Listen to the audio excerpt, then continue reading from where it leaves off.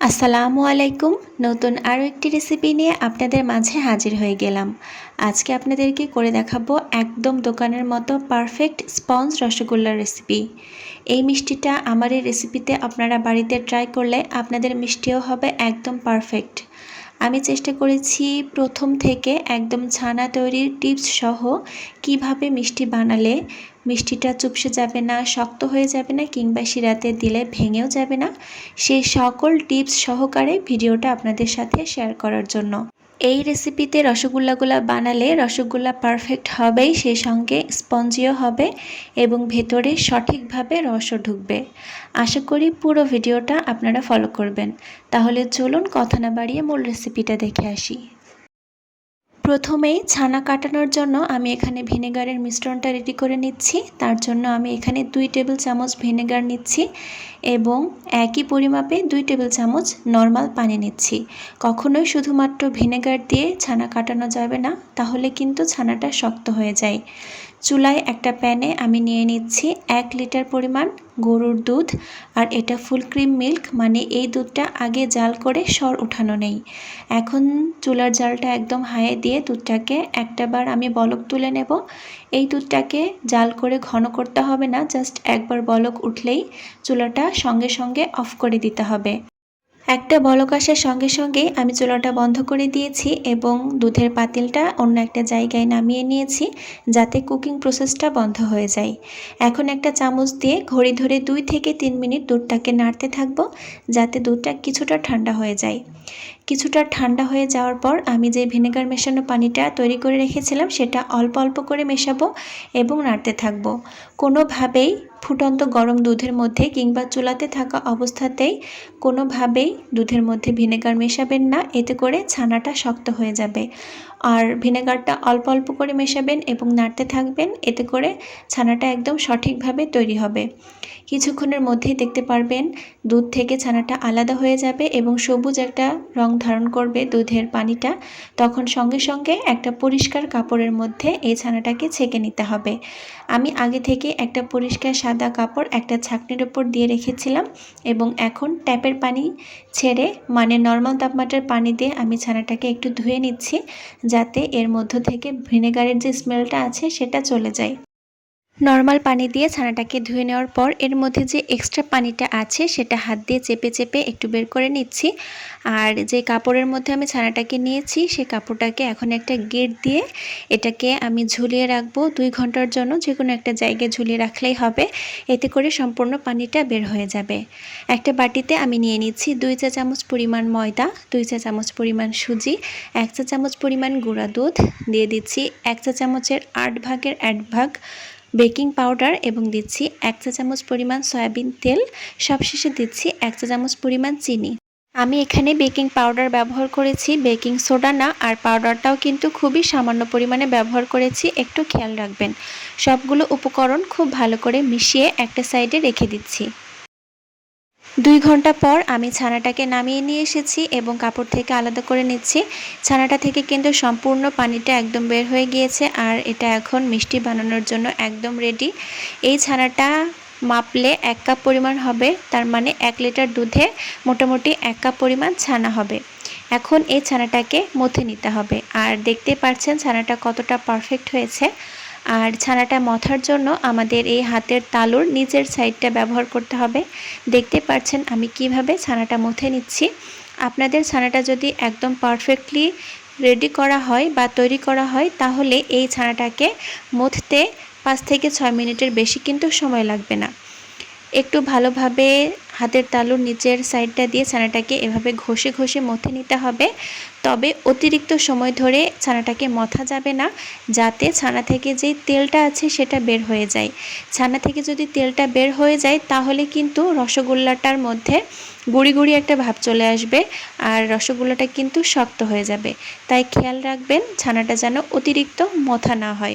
ছানাটা ভালোভাবে মাখা হয়ে গেলে যখন এরকম ডোয়ের আকৃতি হয়ে যাবে বা ক্রিমের মতো হয়ে যাবে, সেই পর্যায়ে এটাকে এভাবে রেখে দিব।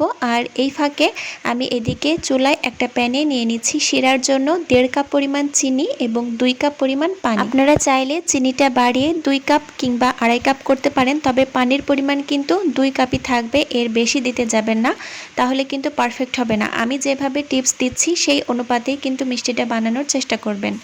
3টা মুখ ফাটানো এলাচ দিয়ে আমি চুলার জালটা একদম লোতে রেখে ঢাকনা দিয়ে ঢেকে রাখলাম, যাতে শিরাটাতে একটা বলক চলে আসে। এবারে মধ্যে রাখা ছানার মধ্যে আগে থেকে যে ময়দা এবং সুজির মিশ্রণটা রেডি করে রেখেছিলাম সেই উপকরণগুলো দিয়ে দিলাম এবং ভালো করে ছানার সঙ্গে মিশিয়ে নিচ্ছি। এই পর্যায়ে আর হাতের তালু দিয়ে ছানাটাকে মাখতে হবে না, তাহলে কিন্তু ছানার তেলটা ছেড়ে দিবে, সেক্ষেত্রে কিন্তু রসগোল্লাটা শক্ত হয়ে যাবে এবং ভেতরে কিন্তু গুঁড়ি গুঁড়ি একটা ভাব চলে আসবে। ছানাটার সাথে উপকরণগুলোকে খুব ভালো করে মিশিয়ে নেওয়ার পর আমি ছোট ছোট লেচি করে নিচ্ছি মিষ্টির শেপটা দিয়ে নেওয়ার জন্য। আপনারা আপনাদের পছন্দ মতো ছোট বড় যে কোনো শেপেই মিষ্টিগুলো তৈরি করতে পারেন, তবে 1 লিটার দুধে কিন্তু 10 থেকে 12টা বা 14টার বেশি মিষ্টি হবে না। আমি একটু মিডিয়াম সাইজ করে এখানে 14টা মিষ্টি রেডি করে নিয়েছি। আর মিষ্টিগুলো হাতের তালুতে একটু ভালো করে চেপে চেপে গোল করে নিতে হবে, যাতে মিষ্টিটার মধ্যে কোনো লাম্পস বা ফাটল না থাকে। আমি সবগুলো মিষ্টি বানিয়ে নিয়েছি আর এদিকে চিনি শিরাতেও কিন্তু বলক চলে এসেছে। এখন এই ফুটন্ত বলক আসা শিরার মধ্যে বানিয়ে রাখা রসগোল্লাগুলোকে ছেড়ে দিতে হবে এবং ঢাকনা দিয়ে ঢেকে চুলার জালটা মিডিয়াম টু হাই করে এই রসগোল্লাগুলোকে জাল করতে হবে 10 মিনিট। ঢাকনাতে কোনো ছিদ্র থাকলে অবশ্যই সেটা বন্ধ করে দিতে হবে।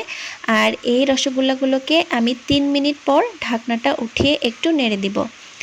অনেক সময় অনেক রসগোল্লা বানাতে কিন্তু 10 মিনিটের আগে ঢাকনাটা উঠানো যায় না, তবে আমি যে নিয়মে আজকে রসগোল্লাগুলো বানাচ্ছি এই নিয়মে কিন্তু ঢাকনা দিয়ে ঢাকার পর 3 মিনিট পর ঢাকনাটা উঠিয়ে একটু নেড়ে দিতে হবে, যাতে রসগোল্লাগুলো চ্যাপ্টা হয়ে না যায়। 3 মিনিট পর আমি ঢাকনাটা উঠিয়ে নেড়ে দিয়েছিলাম এবং ঢাকনা দিয়ে ঢেকে আরও 7 মিনিট জাল করার পর মোটামুটি 10 মিনিট পর আমি ঢাকনাটা উঠিয়ে নিয়েছি এবং এই পর্যায়ে আমি দিয়ে দিচ্ছি 1 কাপ পরিমাণ ফুটন্ত গরম পানি। আমি হাফ কাপ করে 2 বারে ফুটন্ত গরম পানি ব্যবহার করব। মোটামুটি 1 কাপ পানি 2 বার ব্যবহার করতে হবে এবং চামচ দিয়ে আলতো করে রসগোল্লাকে নেড়ে দিতে হবে এবং ঢাকনা দিয়ে ঢেকে আবারও 2 মিনিট অপেক্ষা করব এবং 2 মিনিট পর ঢাকনাটা উঠিয়ে আবারও অ্যাড করে দেব হাফ কাপ পরিমাণ ফুটন্ত গরম পানি। এভাবে প্রতি 2 মিনিট অন্তর অন্তর আমি হাফ কাপ করে ফুটন্ত গরম পানি ব্যবহার করব এবং রসগোল্লাগুলোকে একটু নেড়ে দিব। আমি এখানে তৃতীয়বারের মতো হাফ কাপ পানি ব্যবহার করছি এবং চামচের পিছন সাইড দিয়ে রসগোল্লাগুলোকে আলতো করে একটু ঘুরিয়ে দিচ্ছি, যাতে এগুলা পারফেক্টলি রাউন্ড শেপে আসে। আবারও 2 মিনিট পর আমি ঢাকনাটা উঠিয়ে নিলাম এবং চতুর্থবারের মতো আমি আবারও হাফ কাপ গরম পানি ব্যবহার করেছি এবং আবারও ঢাকনা দিয়ে ঢেকে এটাকে আরও 2 থেকে 3 মিনিট জাল করব। 2 মিনিট পর আবারও ঢাকনাটা উঠিয়ে নিলাম। মোটামুটি প্রথম থেকে শেষ পর্যন্ত এই রসগোল্লাগুলোকে জাল করতে হবে 20 মিনিট। এখন একটা রসগোল্লা উঠিয়ে আমি একটা বাটিতে কিছুটা পানি নিয়েছিলাম, পানির মধ্যে ছেড়ে দিলাম। রসগোল্লাটা কিন্তু একদম পানির নিচে ডুবে গিয়েছে, তার মানে রসগোল্লাটা একদম রেডি। এখন এই রসগোল্লার চুলার জালটা আমি বন্ধ করে দিব আর পুরো প্রসেসিংটা আমি করেছি মিডিয়াম টু হাইয়ে রেখে। আর চুলার জালটা বন্ধ করে দেওয়ার পর আমি এখানে ব্যবহার করেছি আরও হাফ কাপ নর্মাল তাপমাত্রার পানি। এই নর্মাল তাপমাত্রার পানিটা দেওয়ার কারণে রসগোল্লার যে কুকিং প্রসেসটা সেটা বন্ধ হয়ে যাবে এবং চিনি বা মিষ্টির যে স্বাদটা সেটারও ব্যালেন্স হবে। আমি চুলা থেকে রসগোল্লার পাত্রটা উঠিয়ে নিয়েছি এবং চামচ দিয়ে একটু নেড়ে দিয়েছি গরম থাকা অবস্থাতে এবং ঢাকনা দিয়ে ঢেকে রেখেছিলাম যতক্ষণ না পর্যন্ত রসগোল্লাটা একদম নর্মাল তাপমাত্রায় চলে এসেছে। রসগোল্লাগুলো পুরোপুরি নর্মাল তাপমাত্রায় আসার পর আমি এখন এগুলোকে সার্ভ করে নিচ্ছি। আপনারা চাইলে রসগোল্লাগুলোকে সারা রাত রেখে ফ্রিজে রাখার পর তারপরে সার্ভ করতে পারেন, সেক্ষেত্রে রসগোল্লা খেতে কিন্তু আরও বেশি মজা হবে। আমি একটা রসগোল্লা একটু চিপে দেখাই, দেখতে পাচ্ছেন আমার এই রসগোল্লাগুলো ঠিক কতটা স্পঞ্জি হয়েছে, ভেতরে ঠিক কতটা রস ঢুকেছে। আর একটু চিপে নেওয়ার পর পুরো রসটা বের হয়ে যাচ্ছে। আবারও কিন্তু শিরাতে দিলে রসগোল্লাটা আগের মতো রাউন্ড হয়ে যাচ্ছে। আর এটা কতটা সফট হয়েছে নিশ্চয়ই দেখে আপনারা বুঝতে পারছেন। একটা রসগোল্লা আপনাদেরকে একটু কেটে দেখাই। এই রসগোল্লাটার ভেতরে কিন্তু পারফেক্টলি রসটা ঢুকেছে, আর এর মধ্যে কিন্তু কোনো রকম কাঁচা কাঁচা ভাব নেই। আর রসগোল্লাগুলো কিন্তু ঠান্ডা হয়ে যাওয়ার পরেও চুপসে যাবে না। আশা করি আমার আজকের এই সহজ রেসিপিটা আপনাদের কাছে ভালো লেগেছে।